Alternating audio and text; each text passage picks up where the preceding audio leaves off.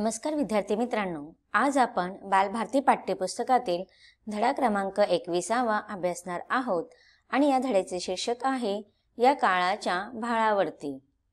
या काळाच्या भाळावरती ही एक कविता आहे आणि या कवितेचा हा सेशन क्रमांक पहिला आहे।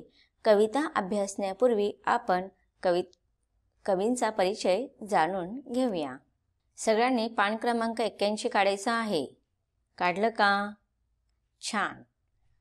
या काळाच्या भाळावरती या कवितेचे कवी आहेत उत्तम कोळगावकर।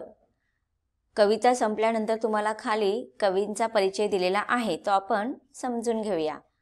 कवी उत्तम कोळगावकर यांचा जन्म 1949 मध्ये झालेला आहे।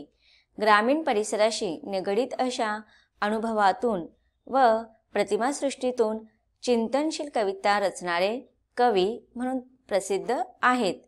अनेक मासिकांतून काव्यलेखन कवींनी केलेलं आहे। जंगलझडी, तळपाणी हे काव्यसंग्रह आणि छप्पा पाणी हा बालकवितांचा संग्रह उत्तम कोळगावकर यांचा प्रसिद्ध आहे। हा झाला कवींचा परिचय। आता आपण या कवितेचा आशय समजून घेऊया। कोणतीही गोष्ट साध्य करायची असेल तर आपण श्रमाची तयारी ठेवावी।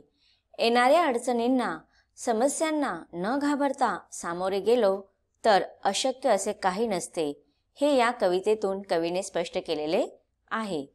तर विद्यार्थी मित्रांनो, इथे कवीने आपल्याला या कवितेच्या माध्यमातून कष्ट, मेहनत, श्रम याचे काय महत्त्व असते आणि प्रत्येकाने आपापल्या जीवनामध्ये येणाऱ्या समस्यांना घाबरून न जाता त्या समस्यांचा सामना करायचा व संकटांना सामोरे जाताना वाटेल ती मेहनत करण्याची तयारी प्रत्येकाची असली पाहिजे, हा संदेश या कवितेतून दिलेला आहे। चला तर आता आपण या कवितेचा भावार्थ समजून घेऊया। या काळाच्या भाळावरती, ऐका म्हणा वाचा। या काळाच्या भाळावरती तेजातूला उटिळा, या काळाच्या भाळावरती तेजाचा तुला वटिळा, आणि फुलू दे तुझ्या श्रमातून मानवतेचा इथे मळा, आणि फुलू दे तुझ्या श्रमातून मानवतेचा इथे मळा। नित्य नवी तू पाही स्वप्ने साकाराया यत्न करी, नित्य नवी तू पाही स्वप्ने साकाराया यत्न करी। सूर्यफुलांच्या फुलवी बागा उजेड यावा घरोघरी, सूर्यफुलांच्या फुलवी बागा उजेड यावा घरोघरी। वाहत येऊ समृद्धीच्या नद्याच सगळ्या खळाखळा, वाहत येऊ समृद्धीच्या नद्याच सगळ्या खळाखळा।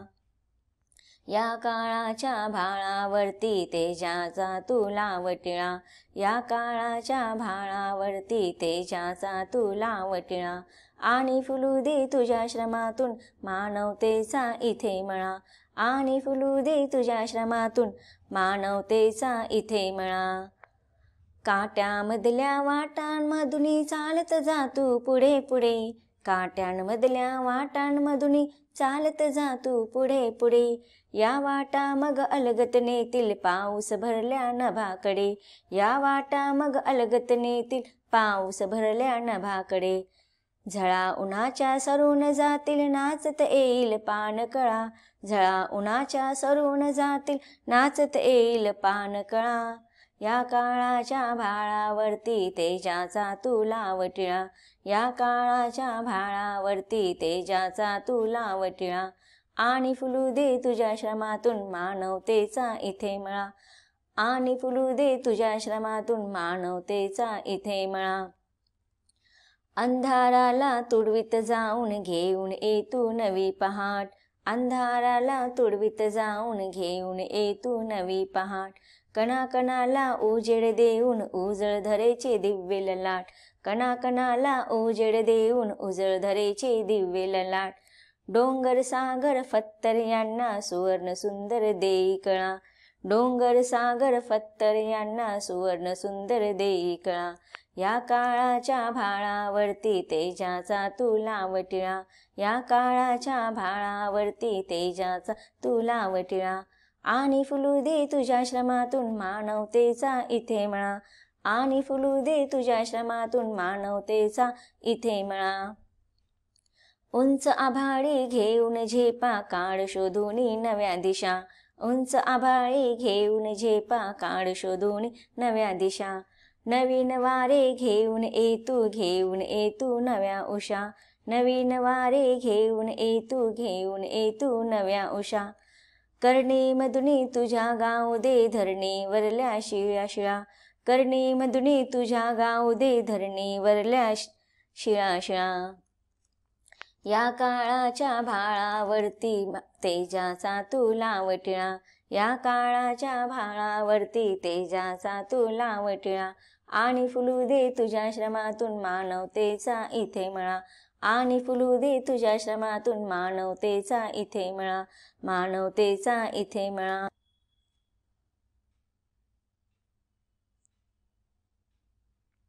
विद्यार्थी मित्रांनो, आता आपण ही कविता सस्वर गायन करून ऐकलेले आहे. आता आपण ह्या कवितेच्या प्रत्येक ओळीचा भावार्थ समजून घेऊया. कवी म्हणतात की या काळाच्या भाळावरती तेजाचा तू लाव टिळा, आणि फुलू दे तुझ्या श्रमातून मानवतेचा इथे मळा.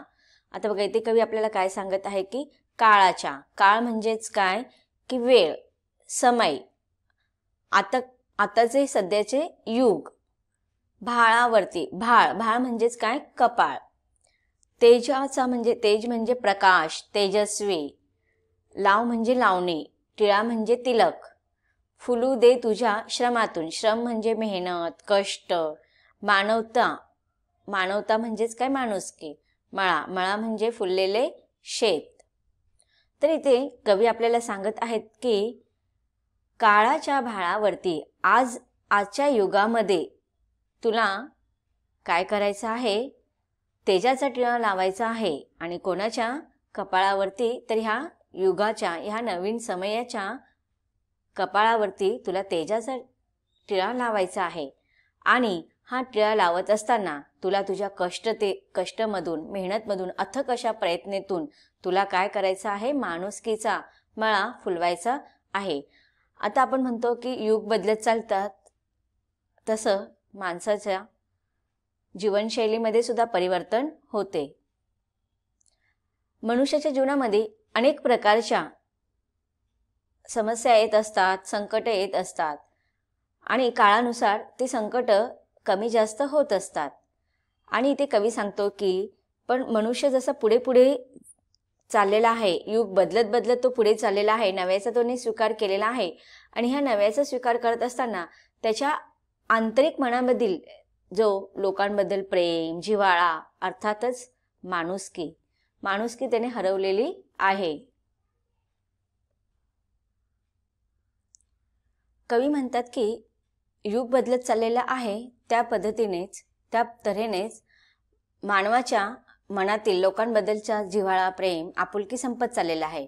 म्हणजेच माणुसकी आपल्याला पाहायला मिळत नाही. मग इथे कवी म्हणतात की जो काळ तुझ्यासमोर येऊन उभा आहे, जो समय तुझ्यासमोर येऊन उभा आहे, ह्या आणि आत्ताच्या युगामध्ये तुला काय करायचं आहे. मग तो समय कसाही असू दे, तुझ्यासाठी चांगला असू दे, संघर्षाचा असू दे, तरी पण तुला काय करायचं आहे, तेजाचा टिळक लावून, त्याच्या कपाळावरती तेजाचा टिळक लावायचा आहे आणि त्याचं तुला स्वागत करायचं आहे. पण हे स्वागत करत असताना तू तुझ्या अथक प्रयत्नांना कमी पडू नकोस. अथक प्रयत्नांना जोड, परिश्रमाची तू देत असताना तू मनातील मानवता किंवा माणुसकी विसरू नको. तुला मनामध्ये सगळ्यांविषयी जिव्हाळा, प्रेमाळा, आपुलकी, सहानुभूती हे दाखवायचे आहेत. म्हणजेच तुझ्या मनामध्ये अथक प्रयत्नांबरोबर, अथक कष्टाबरोबर तुला मानवतेचा मळासुद्धा फुलवायचा आहे. पुढे कवी म्हणतात की नित्य नवी तू पाही स्वप्ने साकाराया यत्न करे. यत्न करणे, प्रयत्न करणे. नित्य म्हणजे नेहमी, नवी तू पाहणे, स्वप्ने पाहणे. आता तू रोज नवी स्वप्न पण हे स्वप्न पाहत असताना ते स्वप्न पूर्ण करण्यासाठी, ते साकारण्यासाठी तुला प्रयत्न करायचा आहे. बहुतेक लोकांचं कसं असतं की फक्त स्वप्न पाहायचं, मी हे करणार, मी ते करणार, मला असं करायचं आहे, मला हे व्हायचं आहे, मला ते व्हायचं आहे. फक्त तू स्वप्न पाहतोस, पण ते स्वप्न पूर्ण करण्यासाठी ते तुझे ध्येय उद्देश पूर्ण करण्यासाठी तुला प्रयत्न करायलाच हवा. आता तुम्ही 6वीला आहात की नाही, 6वीला आहात, मग तुम्ही आत्तापासून स्वप्न पाहिले पाहिजे की तुम्हाला परीक्षेला किती मार्क मिळवायचे आहेत, तुम्हाला चांगले गुण मिळवायचे आहेत, वर्गात प्रथम यायचं आहे, दुसऱ्या क्रमांकाने तुम्हाला पास व्हायचं आहे. मग त्याच्यासाठी तुम्ही स्वप्न पाहायला हवे. अगोदर स्वप्न पाहिली तर तुम्ही त्याच्यासाठी प्रयत्न करणार. म्हणून अगोदर आपण स्वप्न पाहायची. आणि ही स्वप्न कशी असली पाहिजे, एकच स्वप्न नसलं पाहिजे. तुम्हाला केवळ फक्त परीक्षेत पास होण्याचं स्वप्न पाहायचं नाहीये, तर त्याच्यापेक्षा सुद्धा तुम्हाला त्याच्या पुढे जाऊन सुद्धा अनेक स्वप्न पाहायचे आहेत. पण हे स्वप्न पाहताना केवळ मला फक्त चांगले मार्क मिळाले पाहिजे, मला पहिला नंबर काढायचा आहे असं म्हणून चालणार आहे का? नाही. त्याच्यासाठी तुम्हाला अभ्यास करावा लागणार. दररोज तुमच्या वेळापत्रकानुसार, तुम्हाला विषयानुसार दररोजचा दररोज तुमचं होमवर्क तुम्हाला पूर्ण करावं लागणार. आणि जेव्हा तुम्ही दररोजचा दररोज अभ्यास करणार आणि त्यानुसार तुम्ही जेव्हा कठीण परिश्रम करणार, तेव्हा ती तुमची स्वप्न साकार होणार. आता तुम्ही इयत्ता 6वीला, नंतर तुम्हाला पुढे काय व्हायचं आहे, 10वी नंतर तुम्हाला काय करायचं आहे, त्याच्यासाठी तुम्हाला आत्ताच तुमचा पाया मजबूत करावा लागणार. आणि हा पाया मजबूत करण्यासाठी तुम्हाला पुढे यशस्वी होण्यासाठी आत्तापासून स्वप्न पाहावे लागणार. आणि ही स्वप्न नित्य नेहमी नवीन नवीन असावी. आणि हे करत असताना, स्वप्न पाहत असताना त्याच्याबरोबर आपल्याला मेहनत तेवढ्याच ताकदीने करायचं आहे. सूर्यफुलांच्या फुलवी बागा, उजेड यावा घरोघरी. तर आता इथे बघा, सूर्यफूल म्हणजे काय इथे सांगितलेलं आहे की जसं तुम्हाला माहिती असते की सूर्यफूल जे असतं ना, सूर्याच्या दिशेनेच ते तोंड करून फुलत असतं. मग जसा सूर्याचा प्रखर किरण या सृष्टीला प्रकाशित करून जातो, त्याचप्रमाणे सगळ्या फुलांच्या बागा सूर्यफुलाने फुलून जातात. आणि सूर्यफुलाच्या प्रकाशाप्रमाणे, सूर्याच्या तेजाप्रमाणे सूर्याचा प्रकाश सर्वत्र सृष्टीमध्ये काय करतो, प्रत्येकाच्या घराघरामध्ये उजेड पोहोचवत असतो. आता तुम्ही मला सांगा, जर आपण खूप रोषणाई केली, लाइटिंग लावली, तर ती लाइटिंग किंवा ती रोषणाई कुठपर्यंत प्रकाश पोहोचवणार आहे? जिथपर्यंत त्या लाइटिंगचा प्रकाश जिथपर्यंत पोहोचवतंय तिथपर्यंतच जो काही भाग असेल किंवा विभाग असेल तिथपर्यंतच तो प्रकाशित होणार आहे. पण त्याच्या पुढे काय? तसं सूर्य करतो का? नाही. सूर्य काय करतो, जेव्हा तो प्रकाशित होतो तेव्हा तो काय करतो, त्याच्या तेजाने, त्याच्या प्रकाशाने प्रत्येक सृष्टीतील घराघरामध्ये तो उजेड पसरवत असतो. मग आता तो मनुष्याचा असू दे किंवा पशुपक्ष्यांचा असू दे, असं आहे का फक्त सूर्य मानवाच्याच घरामध्ये प्रकाश करतो, ह्या पक्ष्यांच्या घरट्यामध्ये प्रकाश जात नाही असं आहे का? नाही. तर सगळ्यांच्याच घरोघरी तो तेजाचा प्रकाश पोचवत असतो. वाहत एवत समृद्धीच्या नद्याच सगळ्या खळखळा. तर इथे आपल्याला कवी काय सांगत आहे की जसं नद्या वाहत जातात आणि खळखळ असा आवाज करत ते वाहत असतात.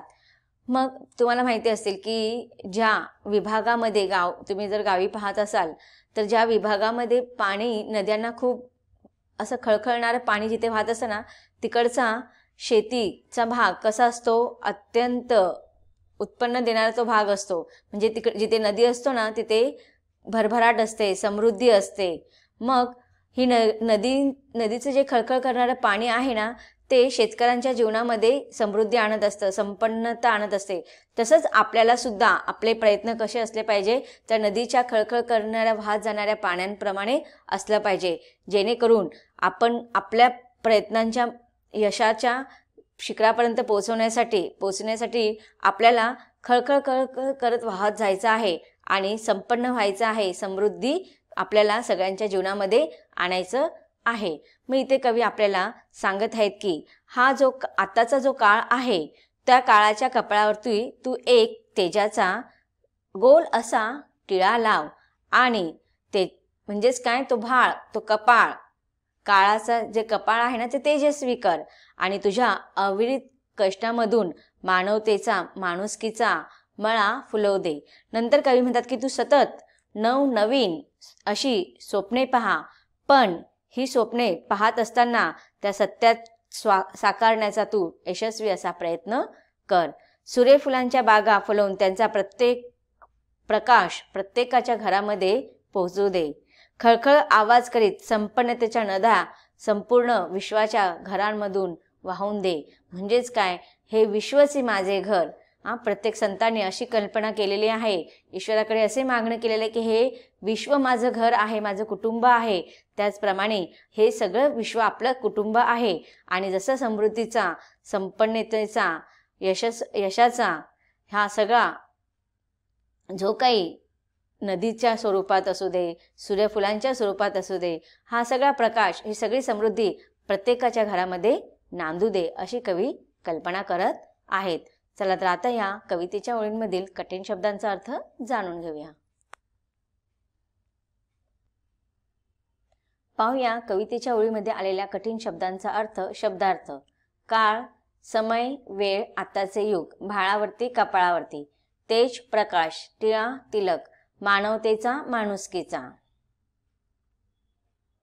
मळा, फुललेले शेत, नित्य, नेहमी, सतत, साकाराया, साकार करण्यासाठी, प्रत्यक्ष आणण्यासाठी, यत्न, सायास, प्रयत्न. तर विद्यार्थी मित्रांनो, या कवितेच्या ओळीमध्ये कवीने आपल्याला साकार करणारे प्रयत्न करायला सांगितलेले आहेत आणि त्याचबरोबर आपल्याला नवीन काळानुसार पुढे जायचं आहे. पण त्यासाठी आपल्याला माणुसकी सुद्धा आपल्या मनामध्ये आणि पूर्ण विश्वामध्ये फुलवायची आहे. कवितेच्या उर्वरित ओळींचा भावार्थ आपल्याला समजून घ्यायचा आहे, परंतु त्याचा अभ्यास आपण कवितेच्या पुढील भागात पाहणार आहोत. धन्यवाद.